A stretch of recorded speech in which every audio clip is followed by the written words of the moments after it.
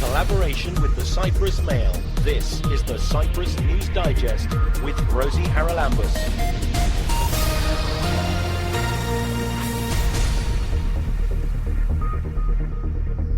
Coming up this week, there's been a spike in cases of the Delta variant of the coronavirus, and young Cypriots are shunning the chance to get vaccinated.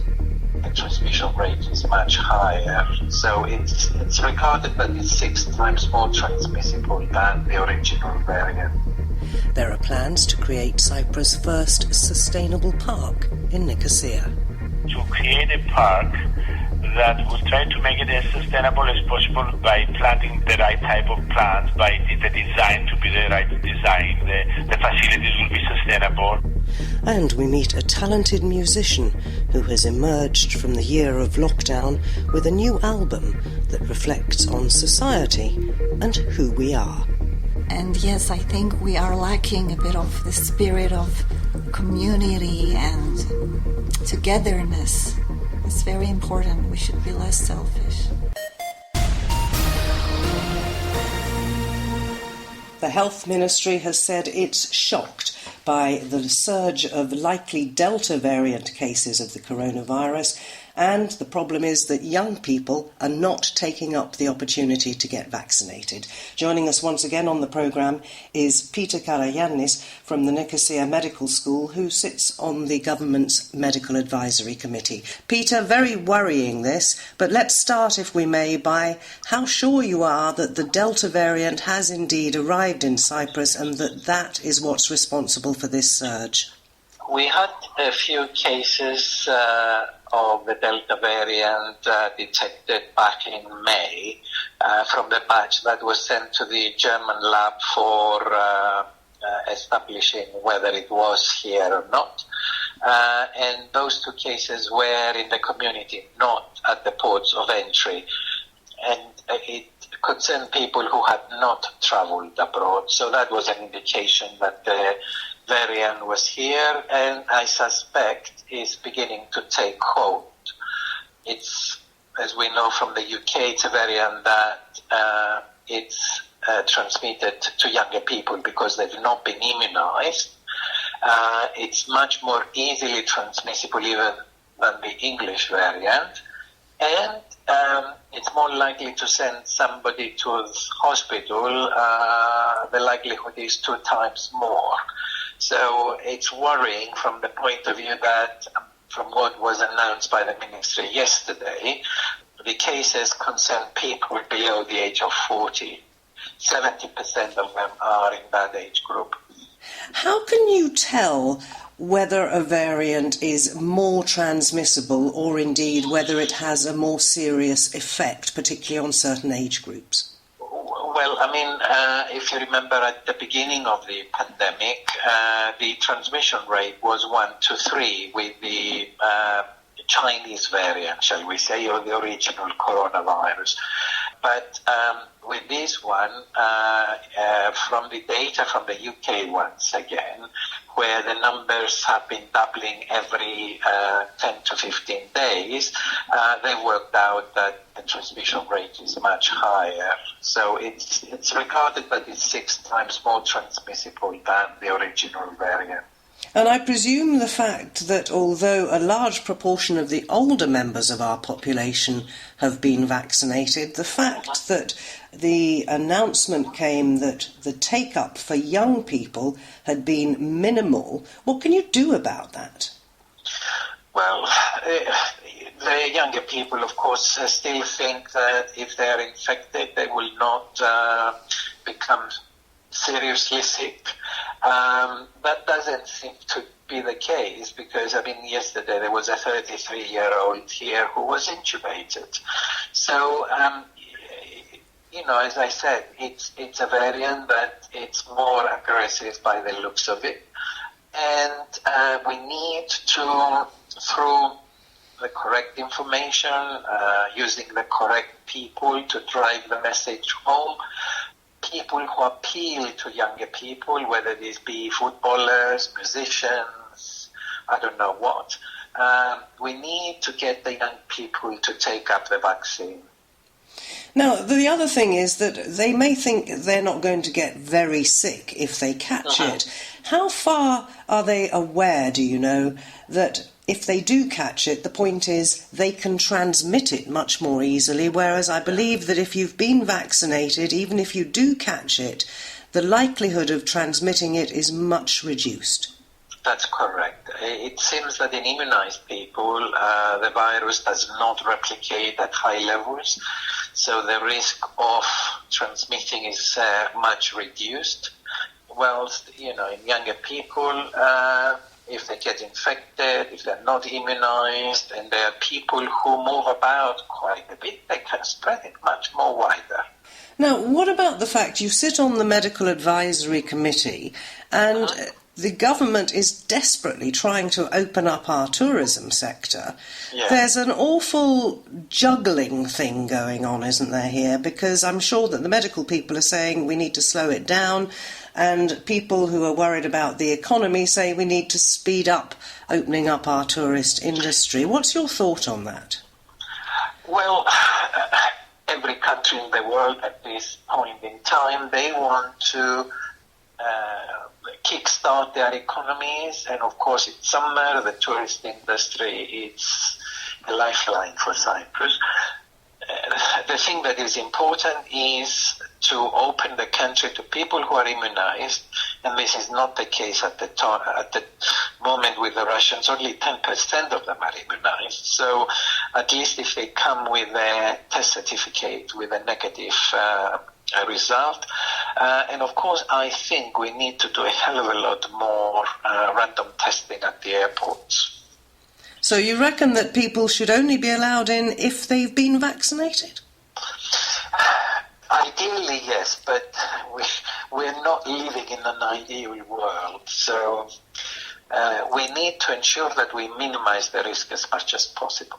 What are the chances? We've had the original coronavirus, we've had the Alpha, which was the UK, I think we've had the Brazilian one, although I'm not sure we ever had that here, and now we have Delta. Yes. Is Epsilon on the way? I mean, can we expect that since this is mutating all the time, it could well mutate yet again? Oh yes, there's always that possibility. The worry is that in countries where immunization is not progressing very much, but there is high transmissibility, then the chances of a variant resistant to the virus arising is very much increased. So yes, there is always the chance that the virus will change again. And if it does and it compromises the vaccines, then we are back to square one. And do we have any idea whether or not the vaccines that we have at the moment, they say that they're dealing okay with Delta and Alpha and all the others. If Epsilon did come along, could it be something totally different? We'd have to start again making new vaccinations? Yes, we may have to start from square one, yeah. Well, it's all a bit depressing. Unfortunately, but we hope that that will not happen. Peter Karayannis, Professor of Microbiology and Molecular Virology at the University of Nicosia Medical School, joining us on this week's Cyprus News Digest. Thank you. Keep up to date with events in Cyprus and around the world with the Cyprus News Digest. At the beginning of June, there was a ceremony in Nicosia that was followed by a symbolic tree planting. And it's all about a sustainable tourism initiative World Environment Day event that marked the creation of the first sustainable park in Cyprus. The chairman of the Cyprus Sustainable Tourism Initiative is Philippos Trousiotis. Philippos, surely all parks are sustainable, aren't they? So what's special about this one? Okay.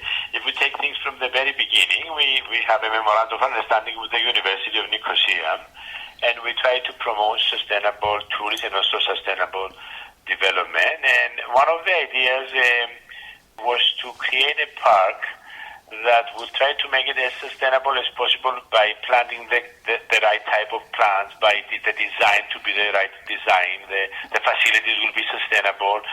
And we asked the university architecture department to ask their students to design. So basically, the students presented their design proposals to a committee, And the committee has chosen 3 design proposals, and we have this day on the 4th of June, we had this ceremony at the University of Nicosia where we presented the first 3 designs were presented to the audience and to the committee, and then we gave them an award as an appreciation to their contribution.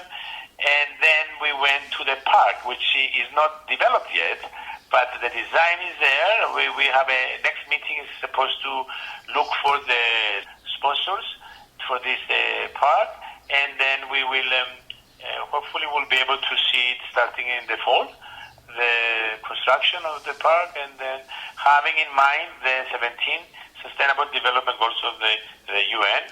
So it will be like we want it to be interactive. Will be learning and entertaining in a learning and entertaining environment for the public, and especially for the young and the young people and the children, and also from the university students, that the park is near the library of the University of Nicosia. The land is granted by the municipality of Engomi, and therefore we will have 3 partners in this development of this sustainable park: the Cyprus Sustainable Tourist Initiative, the University of Nicosia, and the municipality of Engomi. Now then, if we look at the designs, you gave away the first, second and third prize, but I presume it's only the first winner's design that will be actually put into practice in this park. Can you tell us about that, and a little bit as well about how the 3 designs differed, because 3 different people will have come up with 3 very different ideas, I imagine. That's very correct. Some of them, for example, introduce renewable energy, reuse of the water, composting facilities and things like that. So our intention is we have the first prize, yes, and we will take most of the concepts from the first prize, but it does not prevent us to use some good ideas that they were presented in the other 2 design proposals. So therefore, we agreed with the professors from the University of Nicosia to use concepts from all 3 prizes, all the 3 design proposals, and we'll also have a professional as well, architecture office in Nicosia, that they will use that and build on that and come up with a more complete proposal. That the result will be the first sustainable park in Engomi in Cyprus, and hopefully will be enjoyed by the neighborhoods and also the students and the people of the area. All right, we've got quite a few parks around Nicosia. If you compare the plans for this one with many of those that are already in situ, how are they different? I mean, a park's a park, isn't it? Paths and trees and seating and so on. Okay, there are parks that they do not use renewable energy, there are parks that they do not use composting facilities, there are parks that do not use the sewage water, there are parks that they plant plants that they are not known in the Cyprus environment. So we try to take all this into consideration, and then we have also the first officer from the forestry department, Mr. Takis Papachristoforou, which has given his valuable contribution to the selection of the flora that will contribute to the sustainability of the park, plants that they are endemics or indigenous to the Cyprus and that require less water, and all these things that will make it more sustainable park. Does that mean that there will be less care needed, if you like? I mean, a lot of the parks in town, you go there sometimes, and if the gardening people haven't been recently, they look a bit of a mess. Does this sort of sustainable park look after itself better? That's correct. Well put. This is a park that will need less water, will need less maintenance, and will take in consideration the climate in Cyprus.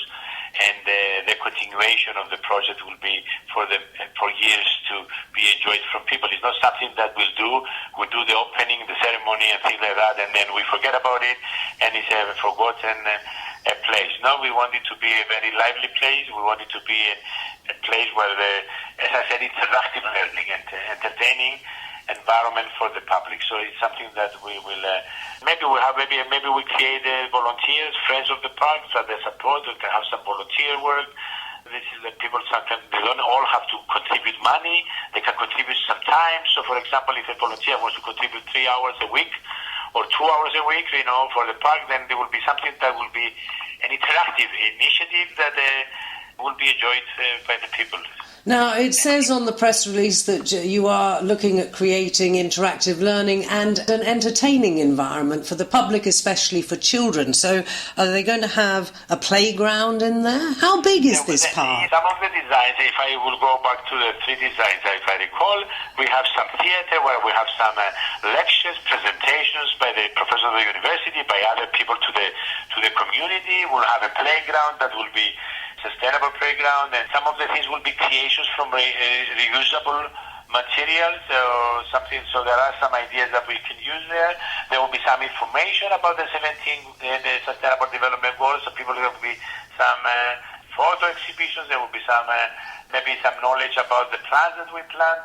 All these things will be educational experience. Will be an experience. There will be a visit to the park will be an experience that they will cherish for the rest of their lives. The people that will be enjoying the park. So it will be something that will be worth for other people to visit the park, to say that we went to a different park that is it is unique. That's what we wanted to do. So it's going to take some money. It's going to take a lot of effort. It will be something that we'll all be proud of. And it will be open, one hopes, early next year? Hopefully. This coming Friday we're having a meeting to find the sponsors. We'll see whether we could find the funds, and then once we find the funds, it should be something that will be completed in 2022, I think. Well, it's something for everybody, particularly the kids in the Engomi area, to look forward to. Philippos Drouchotis, Chairman of the Cyprus Sustainable Tourism Initiative, thanks for joining us. Thank you. Listen online to the Cyprus News Digest on YouTube or at cyprusmail.libsyn.com. The latest program is uploaded every Friday, and if you missed one, you can catch up there. One section of our community that has suffered probably more than most during the pandemic is the creative arts. Well, it's a great pleasure to welcome back to the programme after many years Ada of Ada and the Stolen Moon, because she has a brand new album out after 5 years. We spoke, I think, Ada, last time, sometime around 2016, when you brought out Minutes into Years. And now here we are with Outsider in Perpetual Motion. First of all, I want to know, since you're the author of the songs, the composer and so on, does it take 5 years to put together an album? Are you very fussy, or is it that you just only do it when the mood takes you? This is a very good question. The truth is the album has been ready since 2020. So you could say it took us around 4 years to do it, but we also had some ups and downs, unexpected events. But when we realized that when it was ready, beginning of 2020, that COVID is unfortunately here to stay for a while, we thought, let's just release it, even though it's been 5 years, let's not delay it even more, and go for an online release. It was ready beginning of 2020, but we thought, because it was February time, and it was just before the lockdown, and we thought, let's wait and see what happens. But as the COVID situation elongated and went on, we went for a release this year, 28th of May.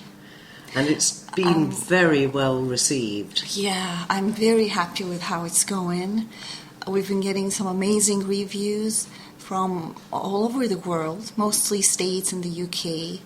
And whoever has heard the album here really loves it, the songs, everything. How difficult is it to promote an album when you can't actually, well, you will be able to very soon, go out and do live performances, gig around and get it out there? It's true that the best promotion is always live shows, because then you give the energy to the audience, you can sell CDs, vinyls, but it's also amazing what you can do online. There are many platforms. So right now we're focusing on just making a really nice website with all the different sections there, have our the album available at the shop and on Bandcamp, and just promote through, be it Facebook or sharing posts, reviews. Videos are always a good way, YouTube. There's a lot you can do, but nothing beats the live scene. I do miss that. And what about making those videos for YouTube? Because you've got to somehow get the essence of the song, haven't you? Yes, that's true. And this is where I'm very lucky that I have creative people working with me. All our videos are really DIY. It's just things that we do by ourselves with very minimal budget. For example, one of the songs, Emotional Hacking, it's about the effects of technology and social media in our everyday life, and it had to be a bit tongue-in-cheek, the video, a bit funny.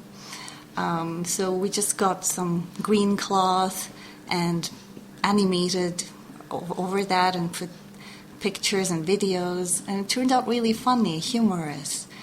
So where does the inspiration come from? Because there are a lot of different themes running through the various songs on the album. Yeah, it's true. I thought to myself this time around that I have to make a difference, and whereas the first album is mostly about more introspective, I talk about love, relationships, everyday life. In this album, I decided to address certain issues, and one was, like I said, with Emotional Hacking, social media and the effects of technology in our everyday life. But of course, it's my critique in inverted commas, because I'm not judging anyone. Before I judge anyone, I first judge myself. We can all fall into this trap of maybe being too dependent on social media or addicted to it. Another theme I talk about environmental issues with the song The Duke of Icicle. There's this character I had when I was a child who's made of ice. He lives in the North Pole, and now with global warming, the ice is melting, and the Duke is at risk of disappearing, which he does at the end of the song, unfortunately. It sounds as if they're quite pessimistic. Is all that my fair? songs. No, I wouldn't say they are pessimistic, but they are realistic. It's like a wake-up call. So, of course, the Duke couldn't have a happy ending. If the Duke didn't melt, then people would not take it seriously. I think you could say that even when I'm talking about the future, like in 2063, that I have virtual coffee and everything's electronic, the human aspect is almost gone or it's minimal. It's written in a funny kind of way, not too seriously, but yeah, the message is strong, I'd like to think. And it sounds, as I say, as if you're not really looking forward to that. Yeah, I mean, I'm very much of a nature person. I like being out in nature. I don't want to live somewhere where robots have replaced people. And unfortunately, this is happening. A lot of jobs are being lost because robots are taking over.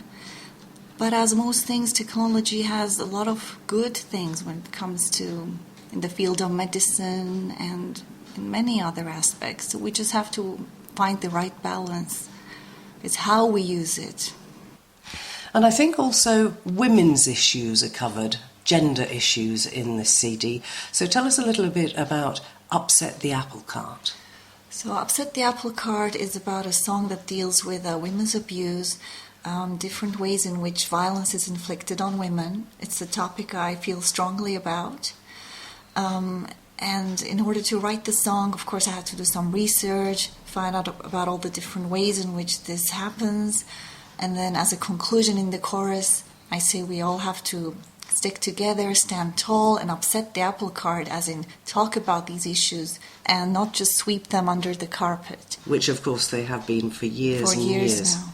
So it is very much a personal view of things that concern you and things, the whole album I'm talking about now, things that concern you, things that you're interested in, and presumably things that you hope the songs will make other people think about and possibly instigate some change. I definitely believe this, and I think that an artist's job is not necessarily to be an expert on each and every topic he or she writes about, but to raise awareness, to bring people's attention to these issues.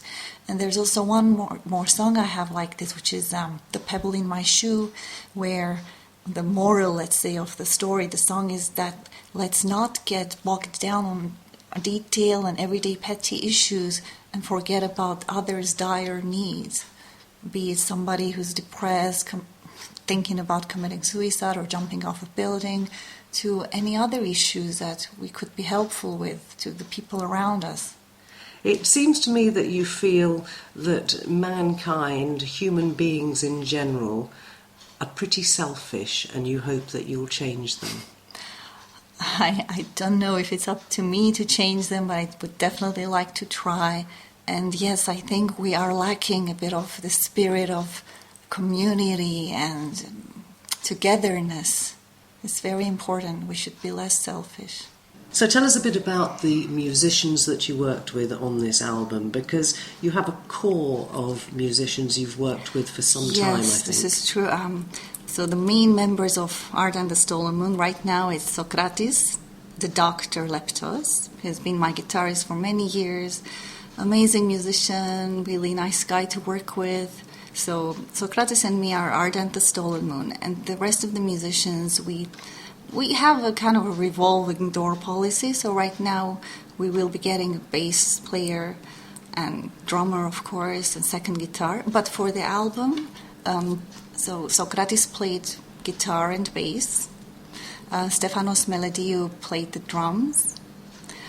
I had a nice duet with Sarah Fennick and Namadama on backing vocals. That was Signals. I did one song as a guest singer, Stefanos Georgiadis. And then many other musicians added a lot, like Akis Varmakalidis on jazz keys. So it is a bringing together of a lot of the musicians here in Cyprus who've all had, I'm sure, the same difficult time that you've probably had. But finally, let me ask you about how you fit all this in as a mother. Oh yeah, that because can be tough. You're actually doing this in your spare time, aren't you? Yes, I mean the album was recorded from weekend to weekend. We'd go there Sunday afternoons, maybe 3-4 hours. On next weekend, maybe on a Saturday afternoon. And that's, I guess, another reason it slipped my mind to mention earlier, but why it also took longer to record. Because maybe we could have recorded this album in 6-7 months. It took us 13-14 months. So, but I don't mind at all because my son is very musical. We go to the studio. He often comes with me. It was recorded at New Music Studios by Michalis Chrysanthou. So we just have a good time there. And a supportive family, I take it, so that you can do this. Yes. What about when you do hit the road, as it were, and start gigging? Oh, I don't know when that will happen. But yes, they are always very supportive. I mean, so far I've just been doing shows whenever I was releasing an album. Say maybe 2-3 shows in Nicosia and one in Larnaca. But who knows, if I get some kind of an offer to go on a mini tour, then they'll have to either come with me or, I don't know, we'll figure something out. I'm quite sure you will. Always figuring things out. That's Ada and the Stolen Moon. Look out for her on Facebook. And her Outsider in Perpetual Motion album has just been released. It's the follow-up to Minutes into Years. Both of them available if you look for Ada and the Stolen Moon online. There are plenty of variations out there as to where you can buy them from. And as she did mention, and we didn't follow up, they're also available on vinyl, which a lot of people, of course, are going back to. And that, no doubt, is partly due to the fact that the album, like the first one, was produced by vinyl enthusiast Robert Kamasa. Ada, a pleasure talking to you. Thanks for joining me. Thank you, Rosie. Thanks a lot.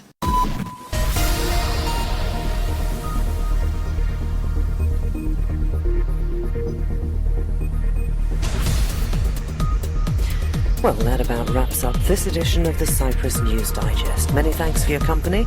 Hope you'll join me next week. Till we meet again, take care and God bless. Bye-bye now.